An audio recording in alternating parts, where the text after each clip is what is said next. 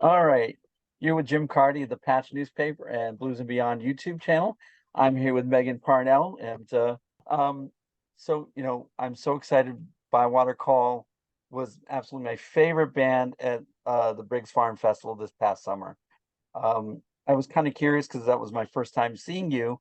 Uh, have you just started your foray into touring in the US, or have you done select markets? What's going Yeah. on with that? So we really have just started. We did our first kind of dip of the toe in at the end of November, beginning of December last year. We did a really short run in mainly in New York State. And then kind of I went, noticed you like sold out 2 dates in Syracuse, where I used to live in Baldwinsville, New York. yeah, Uh, it's a small but really cool venue is it? with Oh, really cool. great audience. Yeah. So this will be our fourth and fifth, or sorry, third, fourth and fifth time selling out that venue, but it's a really great little spot in Syracuse. We love it. Yeah, Um, good. yeah, so that's Like we you're kind really your first big US leg, and you seem to be doing some great rooms like Jimmy's Jazz and Blues is a great room, Chan's yeah, is a legendary room. So kudos to you guys for, just killing it on your first uh, trip past just the border states and such. thank you, thank you, Yeah, I'm yeah, excited for you because you guys deserve the recognition. thank you. And yeah, yeah. And speaking of which, I would, been enjoying watching your stuff on YouTube in anticipation of you guys coming this way. And I saw that the video from Rock Class went up, and you guys just killed it at Rock Class, which is, of course, people who may or may not know, is just an absolutely legendary stop in Germany. And can you tell me about that experience to just have them just love you by the end of the show? Yeah, I mean, it was a pretty big honor and a little surreal to do it. It was very cool. They did it at this venue called Harmony in Bonn, Germany, which Dave and I had visited before. We Mhm. did an opening run as a duo for Robert John and the Wreck out of California. They did a February tour in Europe that we tagged along. So we knew the venue, but it's a cool venue. It was packed. They do it with a co-headline or a co band. Right. So another band, It was Eddie Ninevolt, I think, Eddie was it? Ninevolt, which Yeah, who was we my other ran. fave, along with Gallia Volt, who was just on 60 Minutes. I Yeah, think Briggs Farm does a great job booking, you yeah, know. absolutely. And then we ran into Eddie on the Joe Bonamassa Mediterranean cruise as well. So it was cool Nice, to kind nice, of be in the nice. same space with them. I mean, the work they do, the Rock Palast team is phenomenal. Like Mm, the sound, like nailed it on the live stream. Um, a billion cameras everywhere. It looked great. And then the audience was fantastic. It was our last show on this just over a month-long tour that we had done. So it was a pretty awesome way to finish it.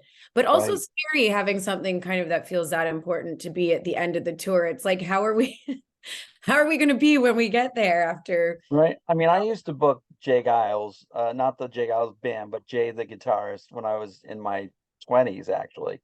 And I remember seeing the Jay Giles band on Rock Class, like the classic lineup, and the Right. Fabulous Thunderbirds, and like I could just go on and on.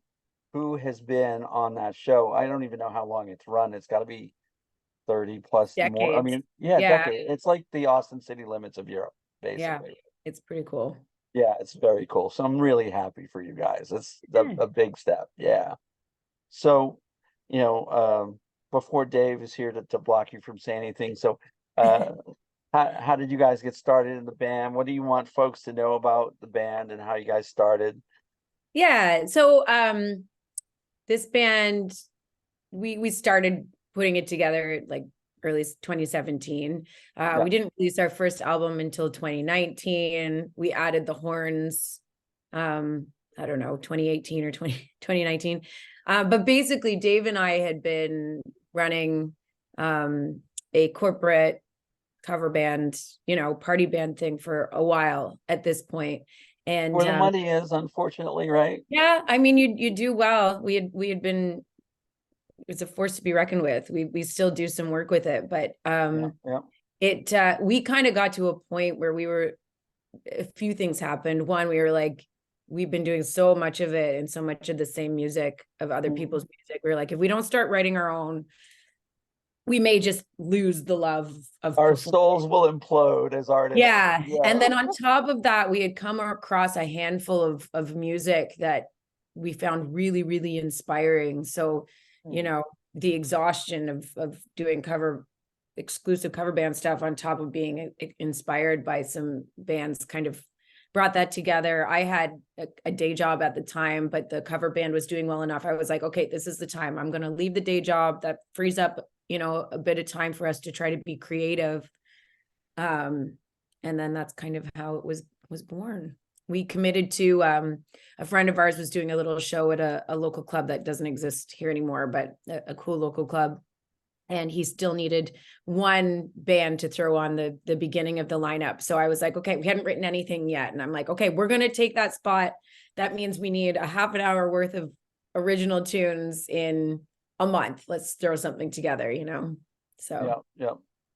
And did you and Dave decide kind of collectively, or did one of you kind of just step forward and go, yeah, you know, I think this has just run its course. We need to do the original. It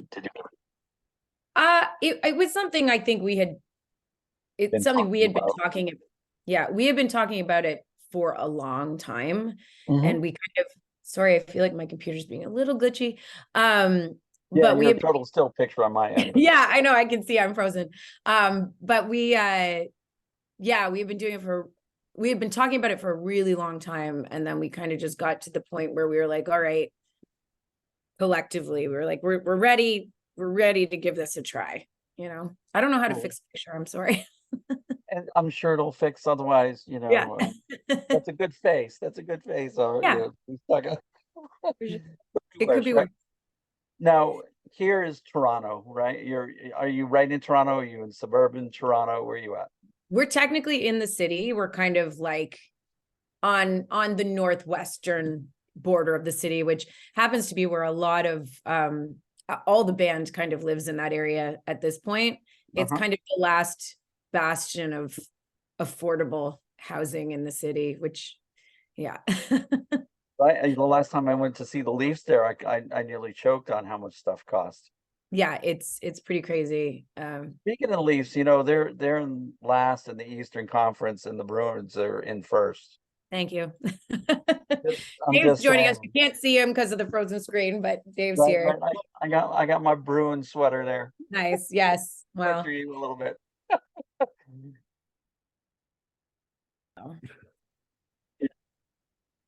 Hi, with Jim Carty of the Patch newspaper and Blues and Beyond YouTube channel. I'm here with Meg and Dave from Bywater Call, all the way from Toronto, Canada. How you guys doing? good. Thank you. Good. You know, I was roasting you pretty hard about the Leafs there, so I figured we start over and be friends. You're pretty roastable. Yeah. I don't know if you heard, but you know, some guy from Mississauga broke my nose when I played minor hockey up there. Oh shoot. All right. Yeah. So yeah, God. Jets, I'm after you, even though I'm an old man now. You know, so right, I could take it seriously if they can. Right.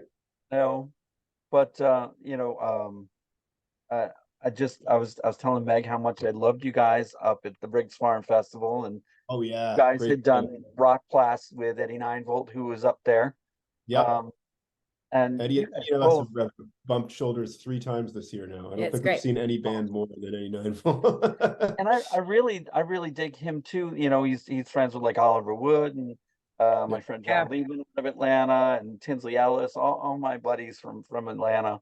Yeah, he's a sweetheart. Good Southern guy, right? Yeah, cool dude. All the people we're trying to meet, you know. Right. So I mean, speaking of that Southern thing, you know, other interviews I've heard from you guys, you describe yourself as Southern soul. Where did you guys catch that bug? Yeah. Okay. I guess to us that descriptor kind of it incorporates a feeling that like bands like the band, Tedeschi Trucks, Allman Brothers, Black Crowes, Wood Brothers, Yes. There's a warmth and emotion and a authenticity in that kind of music. The band for us is a massive influence, and they kind of, in the roots genre, they were kind of, they paved the way a bit, and they're 85% Canadian, which I think is really cool. So yeah. I was going to mention to you offline, but I'll say it on the air. Like, my friend Drew Frankel runs Levon Helm Studios now. So cool. Connect you guys, because you guys would kill it at Levon's barn. Yeah, it's a super cool space, man. Yeah. Isn't it? I'm heading up for the Greg Allman tribute they're doing soon.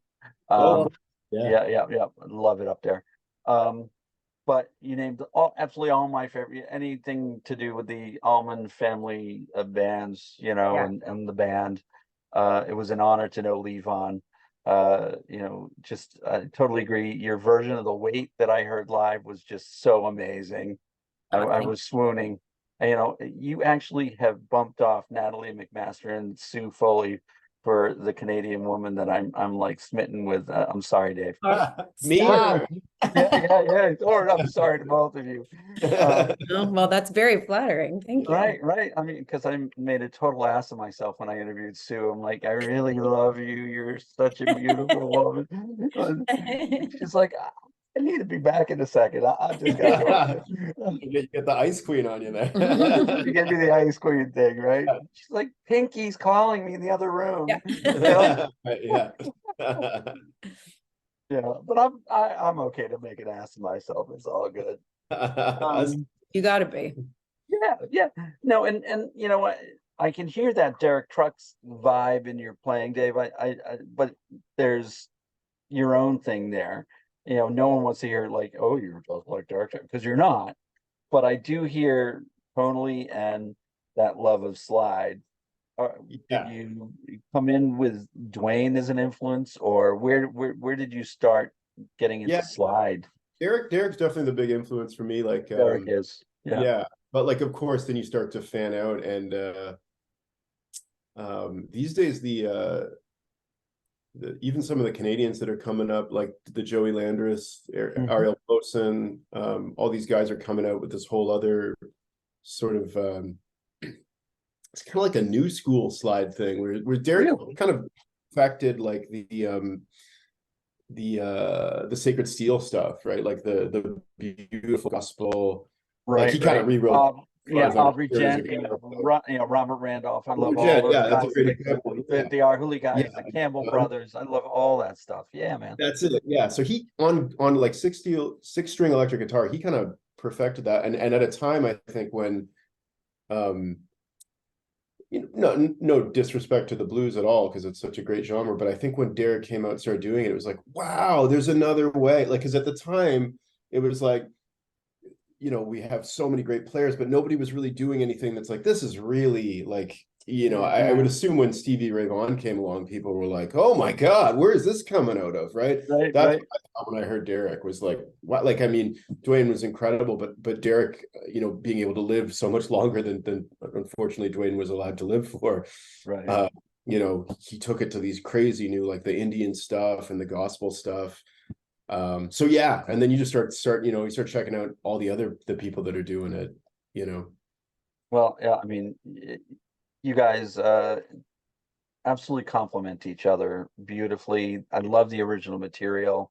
How do you guys what's the process where you arrive at your original material after working in a cover band essentially for so long? Yeah, well, for the most part, the way it works is Dave comes up with a chord progression, a vibe for a tune. He'll send it to me and we'll kind of bounce melody and lyric ideas back and forth.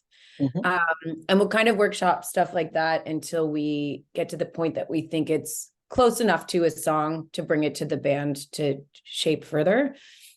So then we'll bring that skeleton to the guys, and then we'll just mess around with it until we think it's ready to play in front of an audience. And then it usually morphs a bit more the more we play. And then we have a couple of the guys are bringing us material now, which is great. One of Awesome. the most recent tunes we put out, Sweet Maria, started with our keyboard player, John Curvin, with an idea he had. And it really just felt pretty good off the top. It's So so we, radio ready. I love Sweet Maria. I just think yeah, it's fabulous. yeah, it's a great song. Yeah. Now, let me ask you this. You have your first record, which is self-entitled, and then you have Remain out. And Remain, I understand a lot of it was worked out during COVID, right? Yeah. Um, Yeah. so how did your writing process differ for the freshman versus sophomore records? And then currently, with you now touring heavily, do you find that you're able to be productive on the road versus texting each other from your respective Yeah.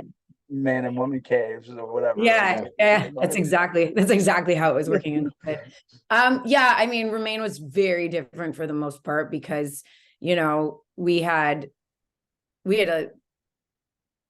worked on the first album for a long time, and all that stuff was pretty, with the exception of maybe like one song or something, that was all very road tested. And then, yeah, Remain, I'd say 70 to 80% of it we wrote during COVID and didn't really get to play it for anybody. So it was very, the first album was scary to put out there because it's our first work of original music. The second album was scary to put out there because we made it in a vacuum. Yeah. And now we feel like we're in a pretty nice stride with using our time on the road to continue the creative process. So we do a lot of like introducing ideas at sound check and then trying to use like a chunk of tour time to get an idea ready to play in front of an audience. So when we were touring the States a bunch this summer, I mean, that's how Sweet Maria ended up coming together for the most part, I think. There's a couple more tunes that we got out in front of an audience during the summer, workshopping that way. And then we've got one more we've been playing with that we managed to kind of get audience ready and started playing at the end of the European tour. So that's been a really cool process for us. I mean, I think you still have to take those and sit down with them afterwards. It's good to be playing them, but, do a little kind of pre-pro recording, listen back, okay, what does this need for the studio? But, they get 85 to 90% there by us just working on them during sound check. That's really great. That's Yeah. fantastic. And I get a sense you're really on top of things there, Meg. You've been great emailing me immediately right back, and like so you're like task oriented, aren't you? I'm feeling that. Just trying to keep us moving, Well, Yeah. so many musicians that I know were like, oh my God, just getting from city to city and in and out of the hotels or the tour bus or the van and Yeah. sound checks and performing and then getting up for the gig. How can I possibly write on the road? Yeah. It's So, hard. It's hard. Yeah. It's you kind of lose that's the thing about that first record, maybe as opposed to later on, is that you have nothing but time before you put out your first thing. And then right. as soon as you start to be some semblance of success.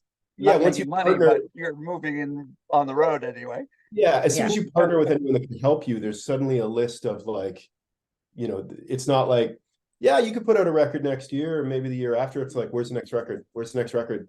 Constantly, like, so you're constantly trying to keep that machine going, because and especially in the modern age, the moment you stop writing and recording, everyone forgets about you and moves on. So you have to keep, and you're trying to outdo yourself too, but it is the pressure is definitely there to, there's no 6-month holiday at any time ever. Like it's, And then we've never been busier in terms of touring. Right. So it's, you put those two together, it's, Right. Yeah. The awards cycle wants a new record.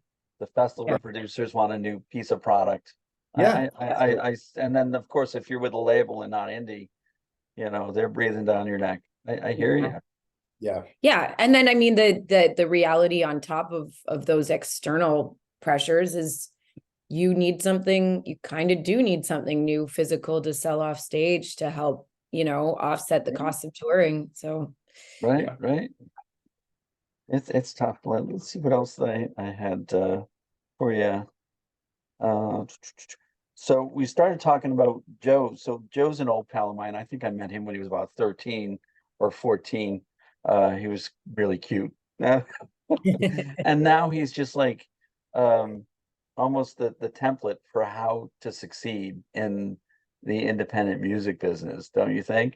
What was He's it like? definitely, yeah, he's got a He's Yeah. got his system. thing going on, yeah, both business wise and Yeah. musically, and you know, certainly merch. That guy has. I mean, one time we just had a half-hour conversation of what it takes to make a bobblehead from mold to Yeah, we have one. There's one in our bus. Yeah. We have a Joe Bonamassa. yeah. So you know, Yeah. how did you enjoy the cruise first of all, and then go and you opened some shows for Joe? Did you build some sort of a relationship with Joe, and musically, did you get up on stage with him? You know, tell me all about it, because I think he's a wonderful guy to work with. Well, the cruise itself is a fantastic beast, you know, Right and a on. One of great my favorites. opportunity. Yep. Yeah, it's like we had never done anything like that before. And to be in this environment where music is happening all the time, and we get to see some great bands, some of which we knew, some of which we didn't, and Mhm. interact with other musicians and interact with fans and run into people in the halls who tell us about how they first found out about us, and then be able to do your show and then just walk downstairs and go to bed afterwards. Like all of that. It was very cool. It was very You awesome. never want to leave the boat once you're on it, right? And you're like, is this thing over tomorrow? Oh no. It did go by very quickly. Yeah. We didn't have the opportunity to have a lot of interaction with Joe himself, but you know, Mhm. obviously this thing that he's put together is an awesome benefit for musicians. Yeah. We did get the opportunity to do the All-Star Jam with him, which was really cool. We were probably we weren't probably, we were most certainly the least known musicians who got to go up and do that up on the main stage. Well, And he's always got like Eric Gales with him, or somebody like huge, you know, Kingfish, you said, was on the cruise, right? yeah. So it was like Jimmy Vivino's band was kind Right. of running the whole thing. And then Joe and Josh Smith were on stage for the whole thing. Yeah. Uh, so yeah, we did a little tribute to Robbie Robertson and threw in Nice. Ophelia as our pick. And that was really cool. And then, yeah, I don't know. You know, I think we tried to not bother Joe because Right. there's beside the however whatever thousands of fans that are on the ship, there's also about 30 eager bands that are hoping like Right. for I'm some gonna sort be of here, career leg bestie. up. Yeah, we were very conscious of trying to like not Be respectful. Yeah. fanboy out or whatever, fangirl out when Right, right. because these guys are like they've got a lot to do and so Joe and I met briefly for a second backstage before we did that jam, and I was trying to run a tuner, so there's a power outlet high up on the wall, so I'd rigged up this thing to plug in my pedals so I could tune my guitar properly before doing the set. And he's like, "Are you charging your pedals right now?" I'm like, "No, no, no." And we just had a quick minute. He's a very nice guy and like super Oh, friendly and sweetheart. funny. Yeah. Yeah, yeah, it was But great. I will tell you, like, you know, I'm not in touch with him as much as I used to be, because the last time I had dinner with him before a show, his phone went off every 30 to 60 seconds, like No either a doubt. text or a call. And like I'd have PTSD. You know, like, I mean, someone Right. is on him constantly, and it's just a different level altogether, you know. Yeah, for It's sure. nuts. But I'm so glad you had that opportunity. Um, let's talk about the tour dates. So he's coming to the Northeast. So we were talking about the club in Syracuse that you've supported, and another couple of sellout nights, which is great. And then I was actually born in Norwood, Massachusetts, know the Fallout Shelter very well. Yeah, I'm cool. gonna come down to the gig.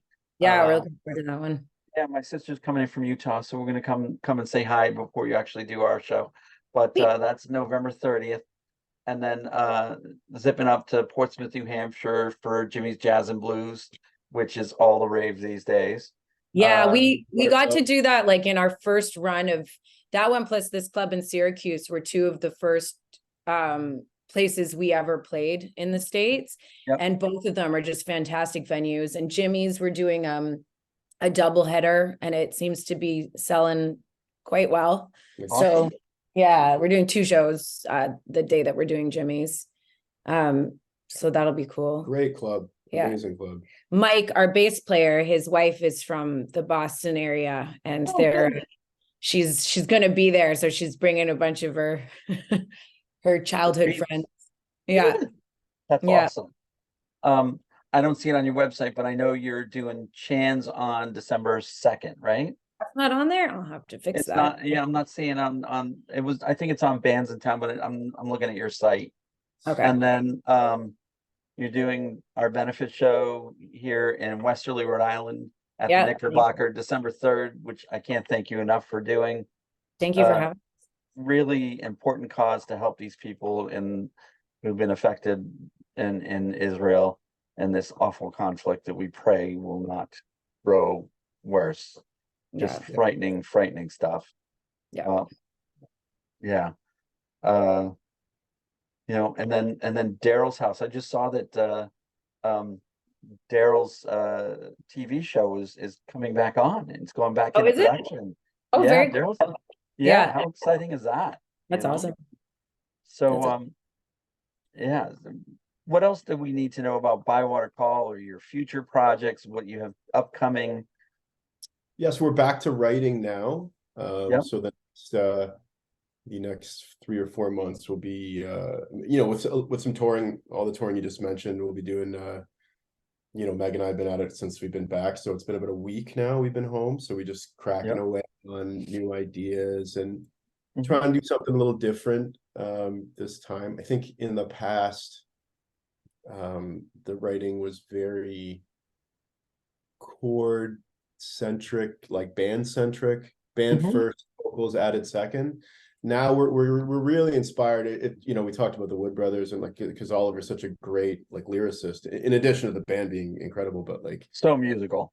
yeah, we love Really, that. Like really we musical. recently discovered Jason Isbell and like all Yeah. his great writing, and like, so we're trying to get to like closer to writing some great lyrics. I don't know if it'll happen on this record, but that's the goal. Okay. Aspirational. You know, Yeah. before we run out of time, I see we only got 7 minutes left before my free account runs out of time here No on problem. Zoom. But you know, not everybody goes out with a 7-piece show band these days. And you know, when you have horns and keys and everything, I call it a show band. I'm old school. You know, tell me, how did you arrive at wanting to do a little big band essentially? So I think what happened there, it's really funny, like even just reflecting on the first record as well, is before you do all these things, you never assume it's ever going to go anywhere. You just think we're going to make something, nobody's going to care, Right. and then that'll be the end of it. You know, or we'll keep doing it, but it'll just be an art. Like, what's the big deal if it's a 7-piece, if it's down the street? We'll just pass the hat and I'll make 20 Right on. bucks. And then all of a sudden it's like, oh, well, you know, there's some demand to tour and like, you know, all of these things. So all of a sudden we're touring with a 7-piece band like all over the world, and it's amazing. But I think in the onset, we had no idea that we would be doing what we're doing now. Like that didn't seem real to us back then. I will tell you that, yeah, people like, you know, Lonnie Brooks or Luther Allison, Tinsy Ellis, they all used to carry horns and you know, I started going out to the clubs, you know, shortly after Stevie Ray died, and blues was very healthy and they were making money and they could carry that many pieces. But now you really have to be concerned about hotel rooms, food, paying that many personnel, but from a qualitative standpoint, in your situation, I would never cut the personnel because you guys are just popping when you get on. It kind of is what it is at this point, Yeah. right? We can't imagine not having them. It does Right. create difficulty in terms of, yeah, you know, making money and logistics. Because with a 7-piece band, the funny thing is that it's not like any new venue goes, oh, well, you're a 7-piece, I'm raising the guarantee that much. They go, Exactly. it's known in the world, so this is the money we have for you to play here for the first time. 7-piece, 9-piece, trio, you bring whatever you want. This is the budget, right? Yeah. So that Right. You get up there with a you're up kazoo. against If you that. could fill my club, you know. Exactly. Yeah. Or not, you know, either way, it's X amount. So yeah, but we kind of just shoulder that burden just because like the horns are incredible, the keys are amazing. We wouldn't know what this band would sound like without them. you know. Oh, the other question I had is, I have a friend who restores vintage B3 and C3 organs. Cool. I can probably have him load one in for everybody to use on the show in Westerly. Should I do that? Or Yeah. Yeah, do you think you okay? should. You should Yeah. also talk to John about if he's selling any. Like John's He been trying to does. buy them He forever. does. Yeah. Yeah, there's a John would love jazz to club talk in to him. Old Lyme, Connecticut, where I live, and the club bought a vintage 50s C3 that this guy Joe Durso restored. Amazing. Never heard a more beautiful instrument in my life. Oh, it's the Amazing. best. Yeah. Available. We're trying to figure out how we're gonna fit one in our bus Yeah. down the And line. carry it. Yeah. But yeah, I'm gonna reach out to Joe and I'm gonna try to get either a C3 or a B3 Yeah, and that'd be nice. yeah, that'd be nice to have an instrument like that on the show. Yeah. Cool. I can't wait to see you guys both in Norwood and in Westerly. And welcome to tour in the US, because I think you're gonna just keep doing it for years to come now. So yeah, Loving it. We're loving it. yeah, we're having a great time. And when Joe was touring in his early solo band days in Boston, I got him a Red Sox shirt. He's an ardent Yankees fan. So I may get you a Bruins shirt to wear on stage. So what size do you take, Megan? What size do you take, Dave? I'm a small. Dave's I a think I'm a medium. Yeah. yeah. Yeah. Oh, good. Your diet's going better than mine then, lad. I don't know. All right, you should call Natalie McMaster, honey. What are you doing? Yeah. What did she have, like 15 kids and she's still a size 0? I hate her, but I Don't love her. But I don't hate even- her. Yeah. All right, my Canadian women. Thank you so much for this. This was really fun, and Thanks, stay safe on the road until I get to see you. For sure. Looking forward to it. Yeah. All right, great guys. Thanks so Soon. much. Amazing. Talk soon. All right, bye. Bye-bye.